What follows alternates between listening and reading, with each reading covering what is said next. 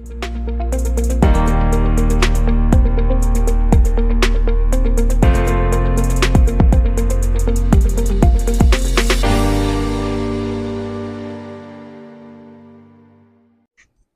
Sobat JKN, selamat datang di Obrolin JKN Kantor Cabang Palu bersama saya Anissa Kroto Ain. Pada episode kali ini kita akan membahas salah satu program unggulan dari BPJS Kesehatan, yaitu program Rujuk Balik. Program ini dirancang untuk mempermudah peserta JKN dengan penyakit kronis agar dapat mendapatkan layanan kesehatan yang lebih terarah dan berkelanjutan. Apa itu program Rujuk Balik, siapa saja yang berhak, dan bagaimana cara mengaksesnya?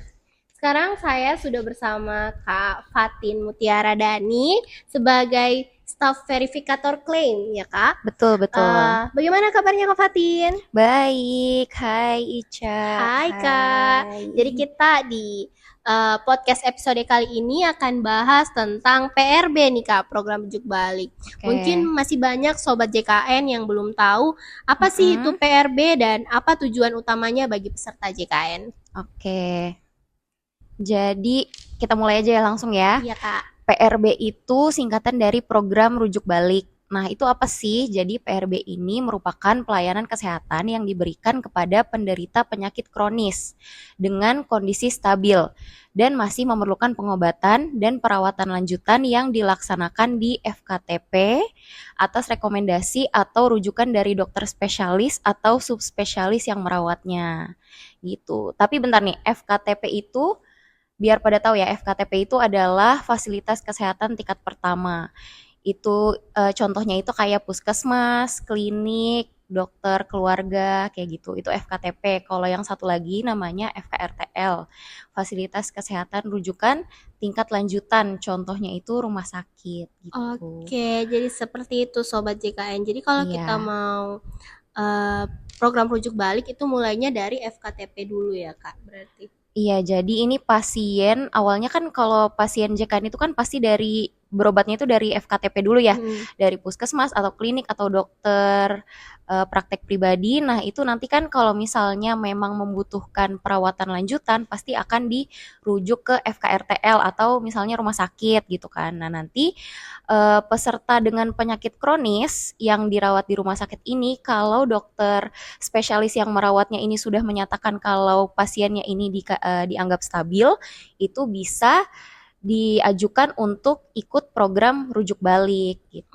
Oke, atau PRB. jadi seperti itu Sobat JKN. Mungkin banyak juga nih Kak Sobat JKN yang belum tahu penyakit apa saja sih yang termasuk dalam cakupan PRB ini.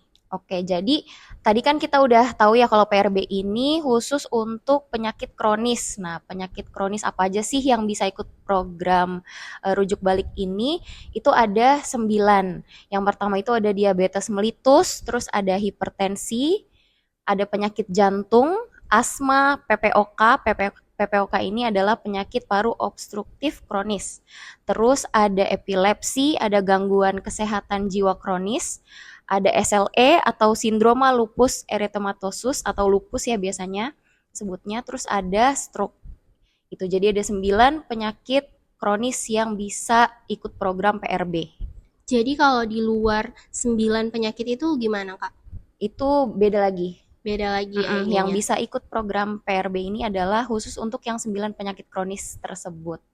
Oke, jadi seperti itu. Siapa saja sih Kak yang berhak ikut program rujuk balik ini? Nah, itu adalah penyakit yang jelas dia peserta JKN. Terus peserta ini sudah ditangani penyakit kronisnya oleh spesialis.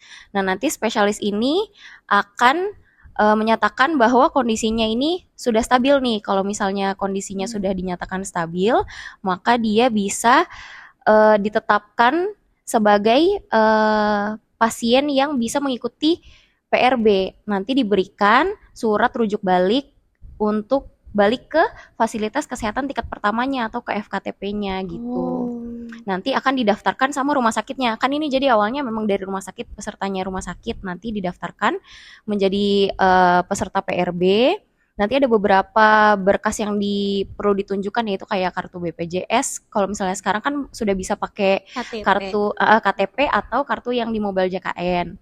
Terus nanti ada surat rujuk baliknya yang dari dokter spesialis atau subspesialisnya. Terus nanti ada SEP, itu surat eligibilitas peserta yang didapatkan di rumah sakit. Dan juga lembar resep atau salinan resep yang dari dokter spesialisnya.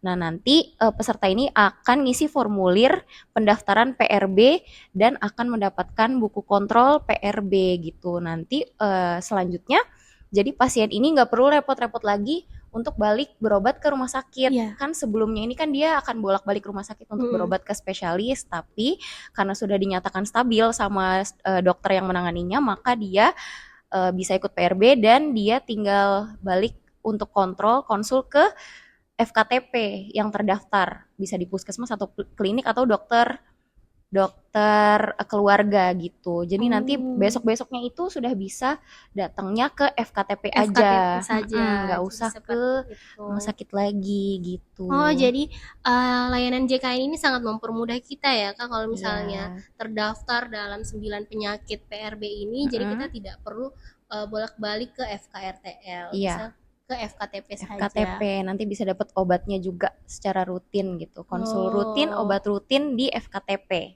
Nah, ini sangat menguntungkan nih Sobat JKN. Iya Kita bisa dong. langsung dapat obatnya juga di Betul, FKTP. betul.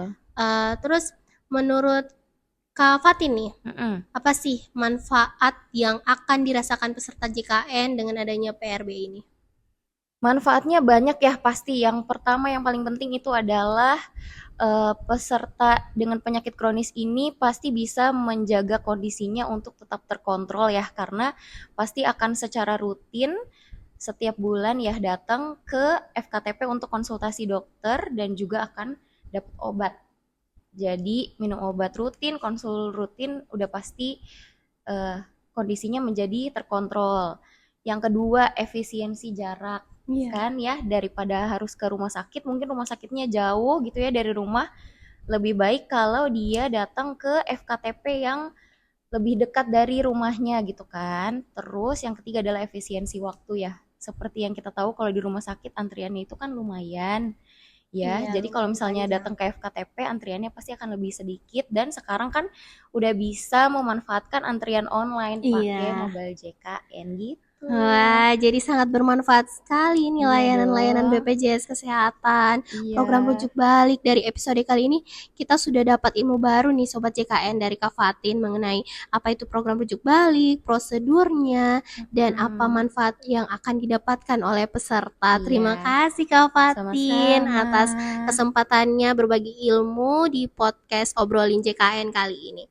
Terima kasih telah mendengarkan podcast Obrolin JKN kali ini teman-teman.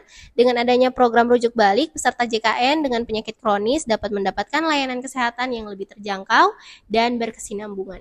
Jangan lupa untuk membagikan episode ini kepada keluarga dan teman-teman agar lebih banyak orang yang mengetahui manfaat program ini. Sampai jumpa di episode berikutnya. Bye-bye.